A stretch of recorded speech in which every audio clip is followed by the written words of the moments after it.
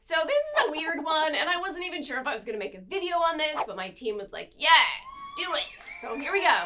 My word of the month for March was doctors. And so I was like, maybe I should make a video about that. And you're like, why? Melissa, would you make a video about doctors? But here's the thing. I'm finding that a lot of people are not seeing enough doctors. They don't prioritize self-care. And hence me as well. That's why I made March about doctors and made as many doctor appointments that month as I possibly could, or at least scheduled them for later in the year. But there's so many ways in which we have to prioritize our health and figuring out like what doctors. There's obviously the obvious ones, like do you have a primary care doctor? And are they really taking care of you and getting the right tests to get to know you? If you have the feeling that your doctor doesn't really care that much about you, then you gotta find one that does, that asks the right questions, that listens to you about your pain or about issues that you're having. If you don't have a doctor that's really listening to you, and I have had some that haven't, and then like, bye-bye. So finding a doctor that really listens to you, that you feel like is on the same page as you, that cares about you, you gotta get someone like that on your team. And then easy ones like dentist, eye doctor. I'm blind as a bat, so I've always been going to an eye doctor, but the older you get, it's important to go to the eye doctor. There's just certain things. And you know, it's really cool, but they can now take this really cool, easy picture of your eyeball and they can check with the blood vessels in your eye, your cardiac health.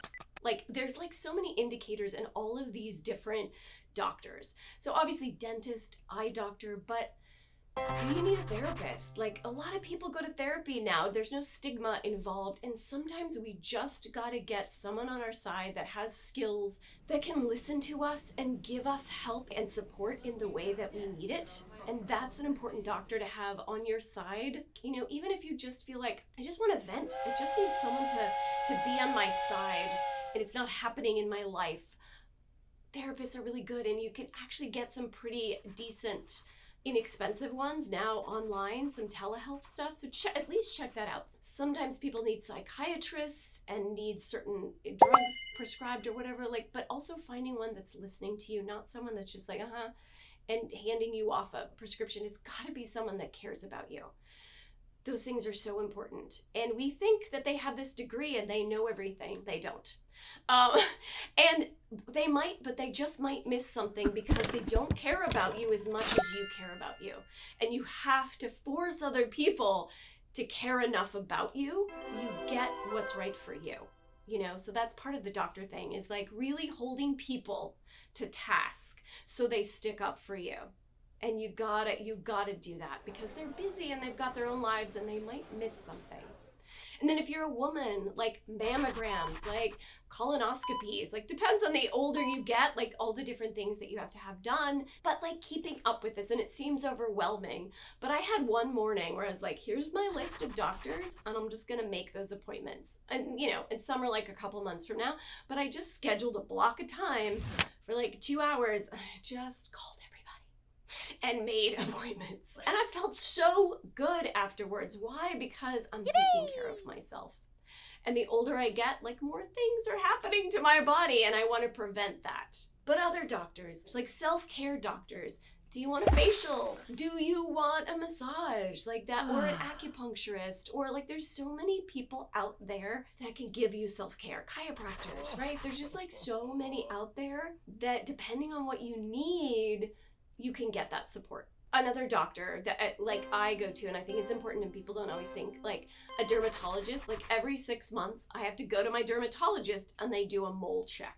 That's super important too. Like, and we don't always think about that as a doctor thing. So like dermatology.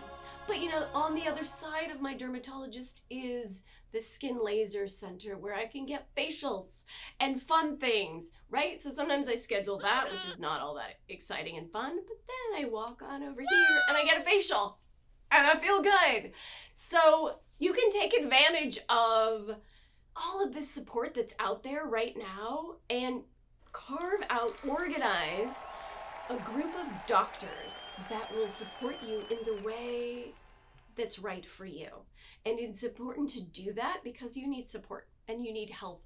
And when we ignore that, That's when like little issues start happening and those little issues build up. And I think it feels good to us when we just say, you know what, like my health is important. Yes, my family's health is important. My extended family's health is important, but like I am not going to be able to take care of all of these people if I am not healthy. And how do I get healthy? Is like I need support from these other people, and that's got to be a priority. So think about what you need and start making sure that you're getting it. One doctor you probably don't even think about is like thumb doctors. You know me at the end of my videos. But if this video was helpful, or if you liked it, or you just like me talking, whatever, hit that, like button. If I've forgotten doctors or things out there that can support your health, please leave that in the comments because we all read that. I read all of them. They're so inspiring. Maybe there's someone that I haven't thought of that you like write down and like, oh my gosh, and it saves my life. You never know. But we're in this together and I really want to do this together.